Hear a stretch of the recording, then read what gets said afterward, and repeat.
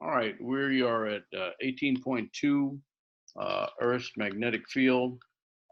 Before we uh, get going on that, let me share my iPad. I talked about um, the search for magnetic monopoles, and sure enough, here's an article. I forgot about this article. This is in the October 2016 of Physics Today. Look at the title: "The Search for Magnetic Monopoles. The discovery of the mysterious hypothetical particles would provide a tantalizing glimpse of new laws of nature beyond the standard model." So they are searching for magnetic monopoles.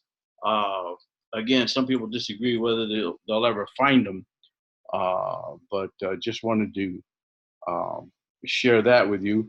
Now let's share the PowerPoint. Oh, I need to go back a little bit. Oh, no, I don't. Uh, there we go.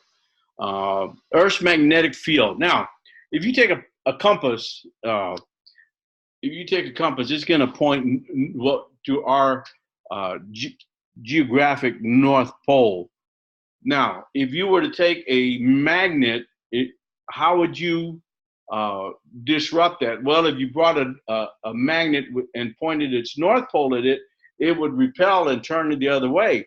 If you were to turn a south pole to it, it would attract it, and you could pull it around and make the needle move by putting a south pole to it. So, what do you think when you hold a compass and it points to the geographic North Pole? What do you think is up there?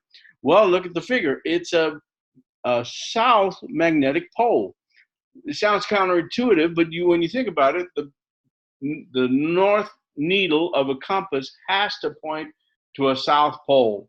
In other words, if it were a north pole, it would repel it. So look at the green boxes. A south magnetic pole is near the Earth's north geographic pole. So there's a difference between the magnetic pole and the geographic pole. At the north geographic pole is a magnetic south pole. And if you look at the lower right green box, a north magnetic pole is near the Earth's south geographic pole. Also, I wanted to show that if you look at this magnetic field, it's kind of like a donut shape, almost like that toroid that we looked. It's kind of a toroidal shape. But let me tell you that this is an idealized view of what Earth's magnetic field looks like. And I've got go back to the iPad and show you this is more what it looks like. You'll see that the solar wind comes in from the from from the sun towards the magnetic field, and it actually compresses the magnetic field um, of the Earth. Not only that, it compresses it so much that the magnetic fields break.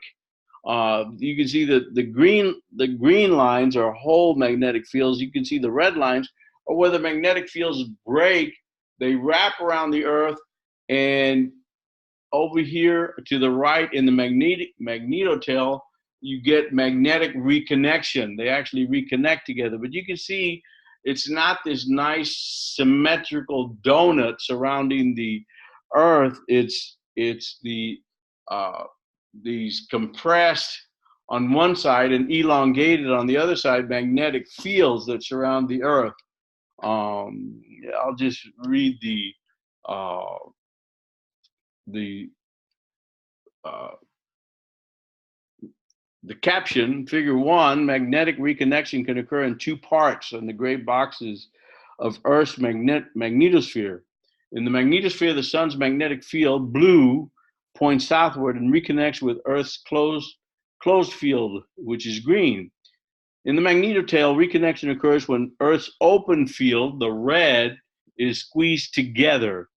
So this is we actually had a one of our divisions, Division 15 in Southwest Research, sent up a satellite to study the magnetic reconnection, and this uh, this article from Physics Today of February 2019 cites that article. Anyway, let's get back to the, it's not anything you have to remember. It's just little tidbits of information that I'm giving you. All right, so Earth is surrounded by a magnetic field. If you're familiar with the aurora borealis and the aurora australis, energetic particles come in and they ride these magnetic fields upward or downward, and that's what causes the aurora, both in the north and in the south, aurora borealis in the north, aurora australis in the south. Okay, let's keep going. Oh, the Earth's magnetic field, oops, I'm in the wrong mode here. Nope, that's not it either.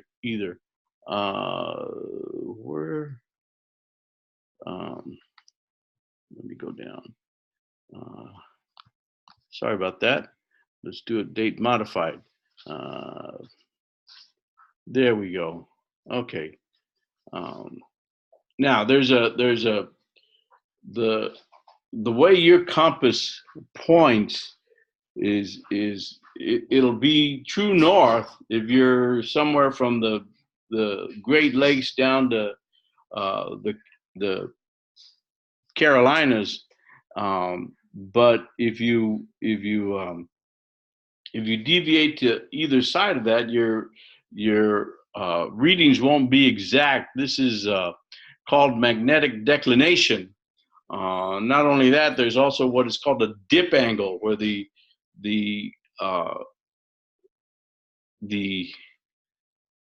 your compass needle will want to point downward.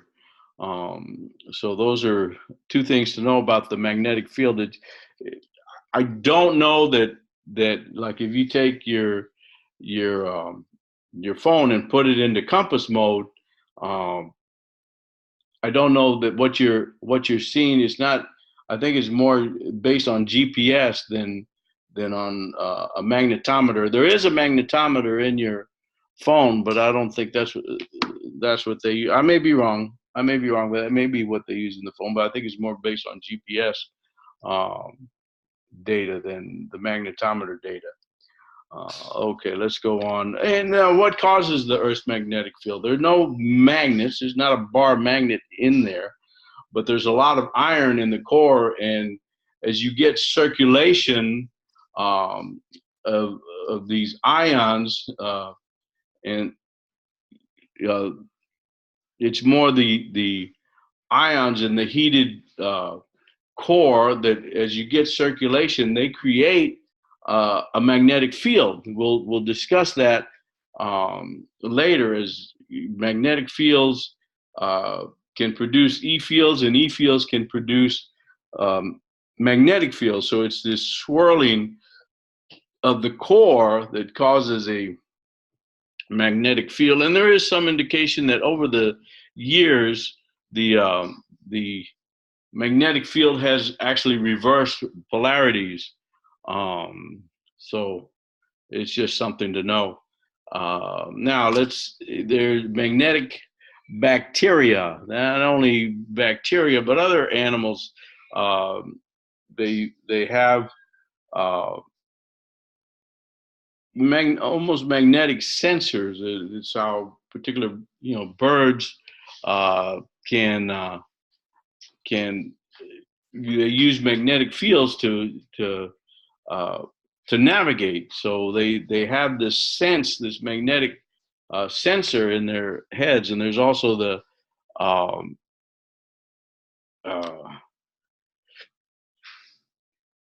some bacteria are magnetized. They have magnetized chains that acts as a compass needle that enables the bacteria to align with Earth's magnetic field. So it's just something to be aware of. And if we go and look at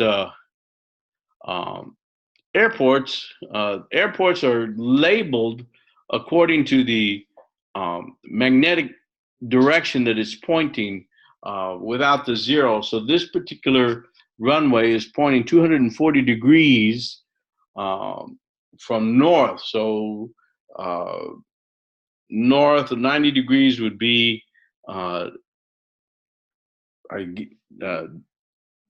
due east, 180 is due south, and 270 would be, I may have said that wrong, west, south, and east.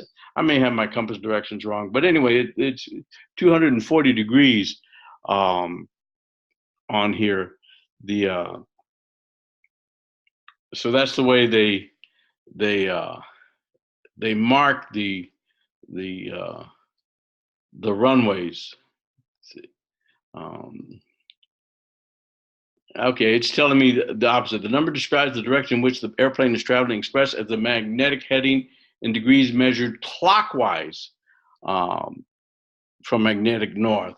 So a runway marked 9 would be directed toward the east, 90 degrees divided by 10. So a runway marked 9 would be east, whereas a runway marked 18 would be directed